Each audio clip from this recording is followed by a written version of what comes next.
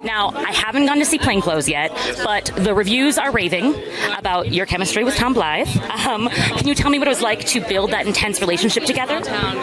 Well, Tom's obviously a brilliant actor. I think we both love telling stories. I think we both love acting. And these parts came along, and we both knew that if we were going to do this, we had to really commit to it. And there is a real level of intimacy when you see the movie that takes a lot of vulnerability. But Tom Blyth is an incredibly open, vulnerable human and an actor. And I would like to say myself that I'm pretty open book, probably too much at times in my personal, in my private life, but I felt like we really wanted this to work. We wanted to serve the script. We wanted to make Carmen Emmy, the writer-director, proud. And here we are. And I mean, it's really magical, actually, that we're here.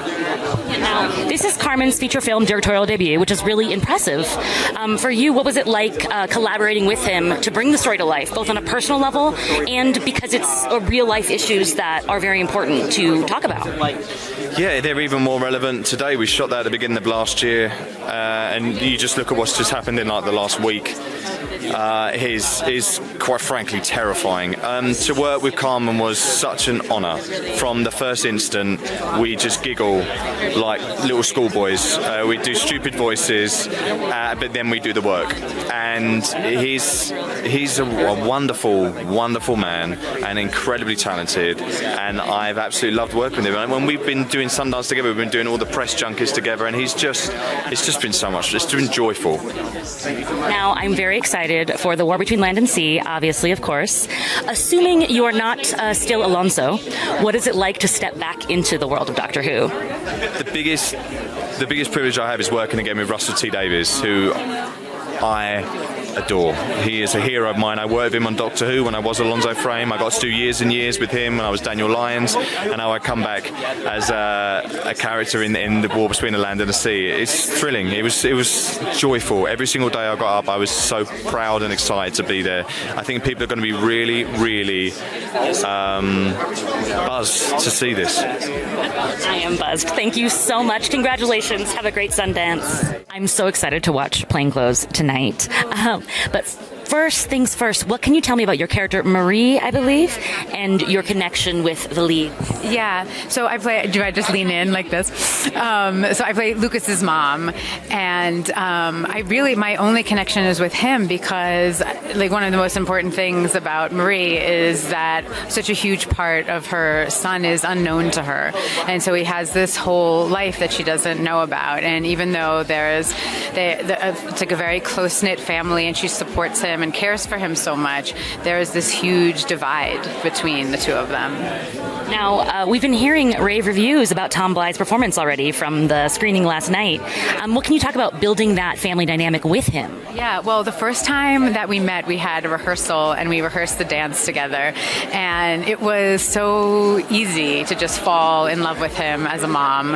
He's just like such an incredibly like open, and he's both like really like tender and also goofy. And so it was great. And I also felt like you could see just like from the very beginning, like how much he cared. And so his passion was really like caught fire. And like when you're in a scene with him, you just couldn't help but, feel like dedicated to everything that was going on. So I love that. Speaking of passion, this is also Carmen's directorial debut, feature film directorial debut. What was it like seeing him like step into this leadership position and also collaborate with him on the project? Yeah, well, collaborating with him was beautiful. Like one of the things that I like about Carmen so much is that he has like a very modest persona and is a very easy persona to be with on set, but at the same time he's also very much in charge, and I think that's a really hard combination to like hold power in that kind of soft way, and he really did it, and he could think on his feet because it was a first time feature and like crazy stuff went down, and it was great to see him like problem solving and doing it, and I was really proud of him the whole time. I have to shout out Agatha all along. The saddest thing for me was like Rebecca is not going to have her son anymore. Do you think if she found out that William was now Billy, would you still want him around? Would you want to keep that connection? I think that she would want to keep it. I think that she would also really still have to mourn the soul of her son. But I feel like there's a lot of ways in which that her new son is a gift to her, right? I mean, it just seems like the universe gave her something, and so I don't feel that she would reject him. But yeah. Thank you so much. Congratulations. Have a wonderful Sundance. Now, I'm super excited to watch Plainclothes. I haven't. Yeah. What can you tell me about your character and who you're most connected to in the story? In the story, I'm most connected to Tom's character, Lucas. I play Emily, his ex-fiance. So we spent most of our time together, and I adore him, and I wish he were here. Tom, we love you, we miss you. And in life, Russell Tovey. My crush, yeah. That's perfect. So you've got a little bit of both there. We've been hearing rave reviews from the screening last night, so I'm very excited. But speaking of Tom, what can you tell me about working with him on set and kind of learning a whole new side of him, if you will, Yeah, I mean, I think the world knows Tom. They know a version of Tom, and I feel really lucky that I got to meet the real Tom. And he was super welcoming and loving, and was super down to meet up and hang out and talk about. I mean, we had to build a relationship, and so, to get to spend time together, we talked about music a lot, shared a lot of songs, made a playlist, sang a little bit. Yeah, he's really easy to get to know. Yeah. This is Carmen's feature film directorial debut. What was it like to see his passion unfold as he steps into his leadership role, and what did you guys learn from each other? I think it's shocking that this is his debut. He has had such a clear voice from the beginning. From the second I read the script, it was so clear. And it was the same thing on set. He was unwavering in his vision for this film. And he leads with grace and passion, and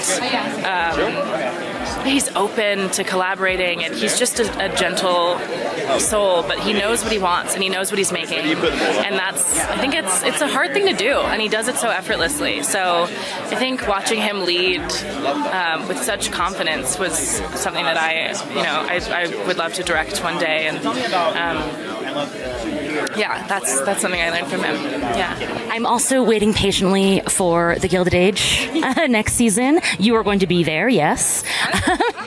I'm around. What can you tell me about Carrie this next season? Well, I am there. I am there a little. I was also doing a bit of double duty. I was doing a show over on the Big White Way, and so I was not available as much as I would have liked to be. But I'm around, and you might meet some more of my family members. Well, thank you so much. Congratulations. Have a wonderful Sundance. Thank you. What was your initial reaction to reading the script, and what made you want to be a part of it?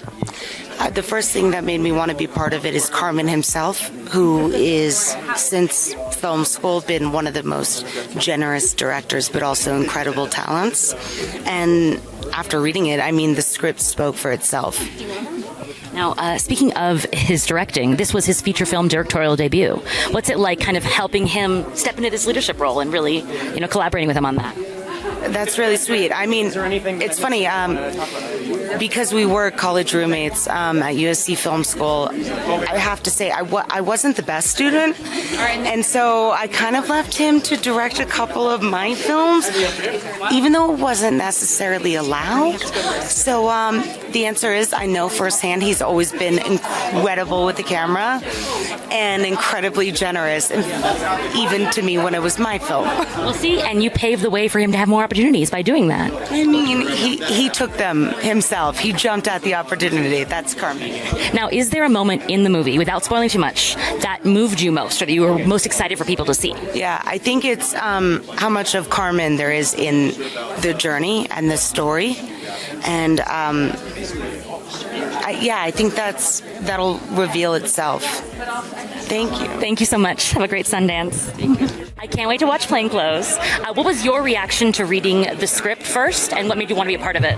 Well, first of all, when I first read the script, I instantly fell in love, especially as a queer person. I said, this is an important film, and I don't care how we do it, but we need to figure out how to get this made. I love that. Now, Carmen, this is his feature film directorial debut.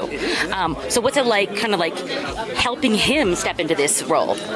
Honestly, it's been a super gratifying experience bringing a first-time writer-director into, like, I didn't know he was going to be in the spotlight, but I knew he had the talent, and so it's so, like I said, gratifying to see him here now.